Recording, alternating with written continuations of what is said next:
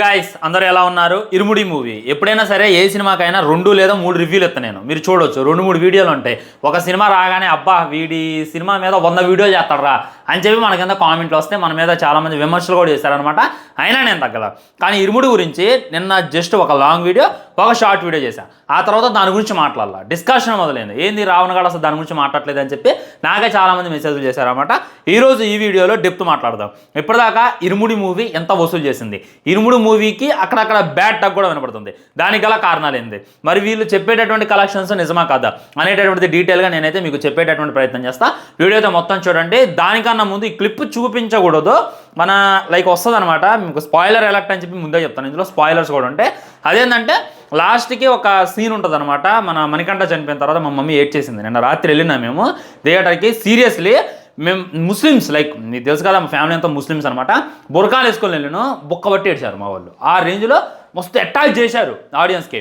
And ఇంకోటి ఏంటంటే first ఒకటే థియేటర్, వినోద థియేటర్లో పెట్టారు టికెట్లు, అవన్నీ అయిపోయినాయి. ఆ తర్వాత ఆదిత్య థియేటర్లో మార్నింగ్ షో పెట్టారు, అక్కడ కూడా అయిపోయినాయి. ఆ తర్వాత తిరుమల థియేటర్లో పెట్టారు, అక్కడ కూడా అయిపోయినాయి. ఆ తర్వాత మళ్ళీ శ్రీనివాస థియేటర్లో పెట్టారు, అక్కడ కూడా అయిపోయినాయి. ఇక అర్థం చేసుకోండి, యునానిమస్ బ్లాక్ బస్టర్ అంటారు దీన్ని. నేనైతే ఒక బాహుబలి 2 తర్వాత, ఒక రంగస్థలం తర్వాత, ఒక ఇరుముడి మూవీని చూస్తున్నా. యునానిమస్ బ్లాక్ బస్టర్ అంటే ఏమాత్రం నెగిటివ్ లేకుండా ఫుల్ పాజిటివ్తో దోసకెళ్తున్నటువంటి సినిమాలో ఖచ్చితంగా ఇరుముడి మూవీ అయితే ఉంటుంది. ఒక రంగస్థలం, ఒక బాహుబలి, ఒక ఇరుముడే, ఈ మూడే కానొచ్చినాయి. కొన్ని సినిమాలు మిక్స్ నడుస్తాయి, కొన్ని సినిమాలు అది బాగుందిరా ఇది బాగలేదు అనేటటువంటి టాక్ వస్తుంది. బట్ దోసకెళ్ళినటువంటి వన్ అండ్ ఓన్లీ మూవీ మట్టికి ఖచ్చితంగా ఇరుముడి అని చెప్పొచ్చు. మీరు చూస్తుండండి, సినిమా ఈజీగా 300 కోట్లు వసూలు చేస్తుంది. 300 కోట్లు వసూలు చేయకపోతే నేను అప్పుడు మీతో డిస్కషన్ చేసేటటువంటి ప్రయత్నం చేస్తాను.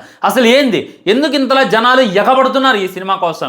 రవీణ చూసుకున్నట్లయితే ప్రీవియస్గా చాలా సినిమాలు ఫ్లాప్ అయినాయి, అయినా కానీ ఈ సినిమా మీద అంత హై రావడానికి గల కారణం ఏంది అనేటటువంటి అంతా కూడా డీటెయిల్గా నేనైతే మీకు చెప్పేటటువంటి ప్రయత్నం చేస్తాను. ఫస్ట్ కలెక్షన్స్ గురించి మాట్లాడతా చూడండి. సినిమా చూసుకున్నట్లయితే డే 1 30 కోట్లు వసూలు చేసింది. 30 కోట్లు మాటలు కాదు, ఎందుకంటే చాలా కొన్ని థియేటర్లో మార్నింగ్ షో అంత ఫుల్ కాల. మేమైతే స్పెషల్ షోకి వెళ్ళాం, స్పెషల్ షో కూడా అంతగానో ఏం ఫుల్ కాలేదు. కొన్ని థియేటర్లు అక్కడక్కడ ఎప్పుడైతే పాజిటివ్ టాక్ రావడం జరిగిందో అప్పుడు మన మార్నింగ్ 11 షో నుండి, మన మ్యాట్నీ నుండి ఫస్ట్ షో సెకండ్ షో అయితే ఫుల్ అవ్వడం అయితే జరిగిందనమాట.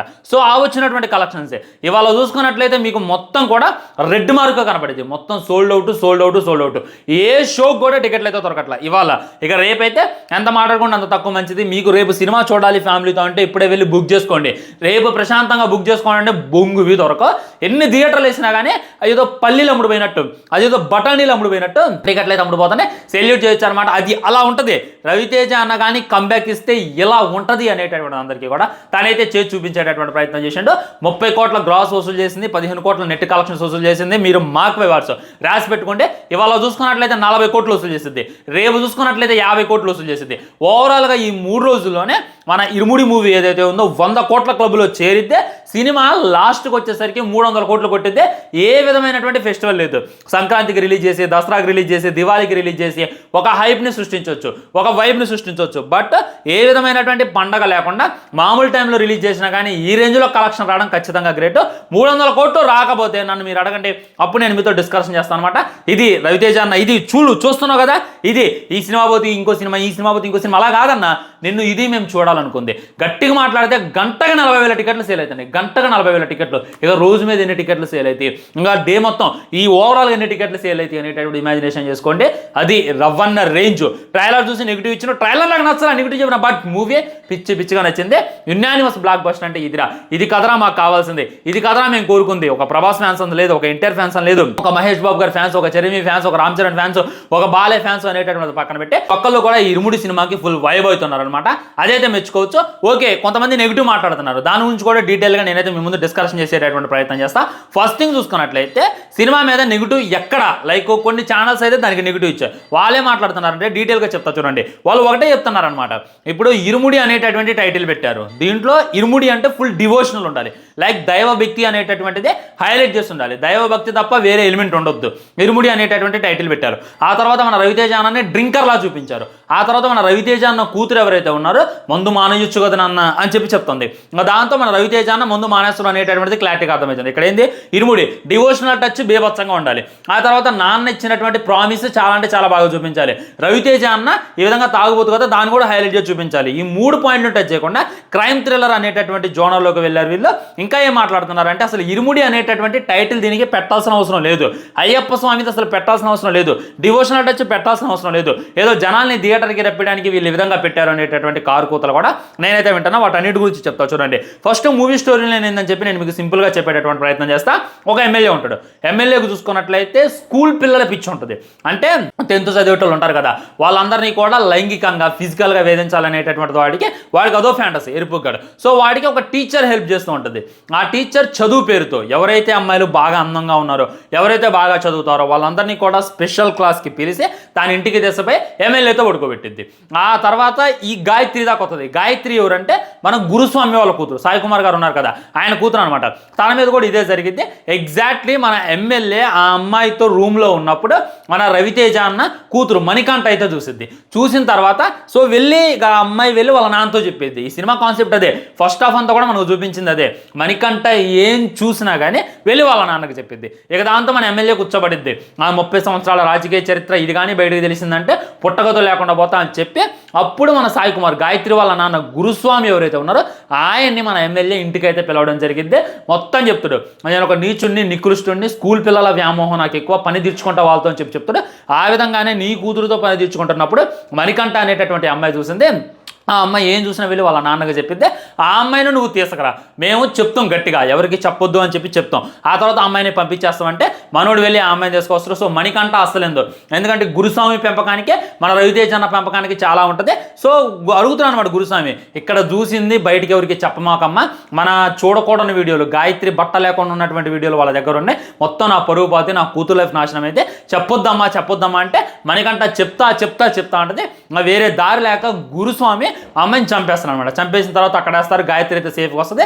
సో దీన్ని రీసెర్చ్ చేయటం. ఆ తర్వాత ఆ టీచర్ని ఎలా వేసేసిండు గురుస్వామిని ఎలా వేసేసిండు చిన్నప్పటి నుండి గురుస్వామి అని చెప్పి కాళ్ళు పట్టుకున్నటువంటి మన రవణ ఆయన్ని వేయాల్సిన సిచ్యువేషన్ ఎందుకు వచ్చింది. ఆ తర్వాత ఎమ్మెల్యేని ఎలా వేసిండు అనేటటువంటిది హైలైట్.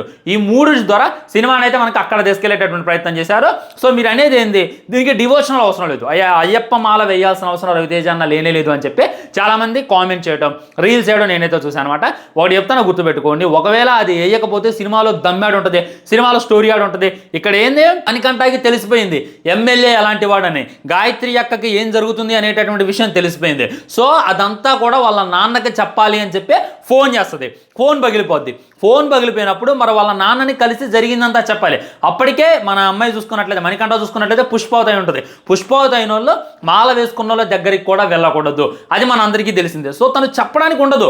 అదే గాయత్రి జరిగినటువంటి విషయం ఎమ్మెల్యే అంత దుర్మార్గుడు అనేటటువంటిది మణికంఠ వచ్చి ఎమ్మటే మన రవితేజ అన్నకి చెప్తే అక్కడ స్టోరీ ఏముంటుంది. సో మాల వేయడం అనేటటువంటిది ఏదో డివోషనల్ టచ్ చేయడం కోసం ఏదో జనాల్ని ఆడియన్స్ రప్పించడం కోసం ఏదో మల్లెపూల పల్లకి సాంగ్ పెట్టడం కోసం ఏదో ఇరుముడి సాంగ్ పెట్టడం కోసం కాదు. 100% అవసరం. ఒకవేళ రవితేజ అన్న ఈ సినిమాలో మాల వేయకపోతే అంత శాంతంగా ఉండడు. అండ్ శరణం చెప్పండి అని చెప్పి ఫస్ట్ హాఫ్లో ఒక సీన్ ఉంటుంది అనమాట. ఆ సీన్ కూడా అంత టెలివిజన్లో ఉండవు. ఆయన ఎంత డేంజర్ మాల్లో ఉన్నప్పుడే తను చాలా అంటే చాలా స్వాంతి స్వరూపుడు మందు దాగుడు చాలా అంటే చాలా మంచిగా ఉంటాడు. ఎప్పుడైతే మాల తీస్తారో తనలో ఉన్నటువంటి ఒరిజినల్ క్యారెక్టర్ బయటకు వస్తుంది. సో ఒకటి ఉండాలి కదా. ఇప్పుడు మన సలార్ సినిమా ఉంది. సలార్ సినిమాలో దేవ చాలా డేంజర్. ఒక్క ఛాన్స్ ఇస్తే కాన్సర్ అంతా కూడా నలిపేస్తాడు. బట్ ఆయన ఆపేది ఏంది వాళ్ళ అమ్మ అనేటటువంటి ఎమోషన్ తన వెనక లేకపోతే మనోడాగుడు ఒక్కొక్కరిని ఏరుకుంటూ వెళ్ళిపోతాడు. కాన్సర్ గోడలు బద్దలు కొడతాడు. ఇక్కడ అమ్మ అనేటటువంటి ఎమోషన్ సలార్కి దేవాకు ఎలాగైతే ఉందో మన ఇరుముడి సినిమాలో మాల అనేటటువంటి ఒక అడ్డు మన హీరోకు ఉంది. లేకపోతే అందరినీ ఎలా కొడతాడు ఏం చేస్తాడు ఒక బయట ప్రాబ్లమ్ని తన ఇంటో ప్రాబ్లం లాగా చేసి ఏం చేస్తాడు అనేటటువంటి దాన్ని మనకి క్లియర్గా చూపించారు. సో 100% అవసరం. డివోషనల్ టచ్ 100% అవసరం. మాల వేయడం అనేటటువంటిది కూడా 100% అవసరం. ఏదో ఆడియన్స్కి రప్పియడానికి వేయలేదు అనేటటువంటిది మీరైతే మళ్ళీ గుర్తుంచుకునేటటువంటి ప్రయత్నం చేయండి. చూస్తున్నా నేను నన్ను అడిగితే భయ్యా నేను చెప్తున్నా కదా బ్లాక్ బస్టర్ టాక్ వచ్చేసింది. మీరు చూడండి. మీరు ఏదో సొల్లు కబుర్లు చెప్పడం సినిమా బాగాలేదు మిక్సర్ అని చెప్పి వాగేటోళ్ళు ఉంటారు కదా వాళ్ళని జస్ట్ ఒక టికెట్ సంపాదించమనండి. ఇవాళ చూసుకున్నట్లయితే సాటర్డే ఇవాళ ఒక్క టికెట్ లేదా రేపు ఒక్క టికెట్ సంపాదించి చూపించమనండి. మీ ఏరియా మీ నియర్ థియేటర్లో బొంగుబీ దొరకం. ఒకవేళ అంత బ్యాడ్ టాక్ వస్తే, ఒకవేళ సినిమాలో స్టఫ్ లేకపోతే ఎవడో లేపలేడు అనేటటువంటిది గుర్తుంచుకునేటటువంటి ప్రయత్నం చేయండి. అయితే బ్లాక్ బస్టర్ విజయం సాధించింది, దాంట్లో డౌటే లేదనమాట. రవెన్ అయితే మాస్ కమ్బ్యాక్ ఇచ్చేసిండు. అది గొప్ప అని చెప్పి నాకైతే అనిపించింది. 300 కోట్లు నిలబెట్టి కొట్టకపోతే తర్వాత నేను నీతో మాట్లాడినా మీతో దీని గురించి డిస్కషన్ కూడా చేయడం చెప్పి నేనైతే మళ్ళీ చెప్తున్నాను. సినిమా చాలా బాగుంది. నేను మీకు చెప్పా కదా, మా వాళ్ళు ఏడ్ చేశారు, పుక్కబట్టి ఏడ్చారు సినిమా చూసుకుంటా. లాస్ట్కి అమ్మాయి చనిపోయినప్పుడు అది తీసుకోలేకపోయినాం. అప్పటిదాకా మణికంఠ అనేటటువంటి క్యారెక్టర్ని మనకి ఎంత దగ్గర చేస్తున్నాడు డైరెక్టర్, అంత దగ్గర చేస్తాడు. తను ప్రతిదీ వెళ్ళి వాళ్ళ నాన్నతో చెప్పడం, వాళ్ళ నాన్న తనని ఎంతలా ప్రేమిస్తుంది అనేటటువంటిది చెప్పడాన్ని చాలా అంటే చాలా హైలైట్ చేస్తారు. ఆ తర్వాత అమ్మాయి చనిపోయేటువంటి కొన్ని రోజుల ముందే తను పుష్పవతి అయింది. సో తనకి భారీగా ఫంక్షన్ చేద్దాం అనుకుంటాడు. సో తన కూతురికి చేయాల్సినటువంటి ఫంక్షన్ తన కూతురు శవానికి చేయాల్సిన సిచ్యువేషన్ మన రవ్వన్నకు వస్తుంది. దాని ఆ కళ్ళలో ఆ బాధ చూపిస్తారు చూడండి, మోస్ట్ ఆనెస్ట్ అయిపోయినా నేనైతే. Next level movie. థియేటర్లో ఏమాత్రం కూడా మిస్ కామాకండి, ఎవడి సొల్లు మాటలు వినమాకండి, వెళ్ళి కూర్చోండి. మా వాళ్ళు వెళ్ళిన వాళ్ళంతా కూడా సూపర్ టాక్ ఇచ్చారు, మంచిగుంద్రా అనేటటువంటి చెప్పారు. బట్ నేను స్పాయిలర్స్ చెప్పిన అయినా కానీ సినిమాలో ఎంజాయ్ చేయడానికి చాలా ఉంటుంది అనేటటువంటిది నా ఉద్దేశం. ఉంటా. చాలా సబ్స్క్రైబ్ చేసుకొని లైక్ చేయండి, షేర్ చేయండి. మాత్రం జై హింద్.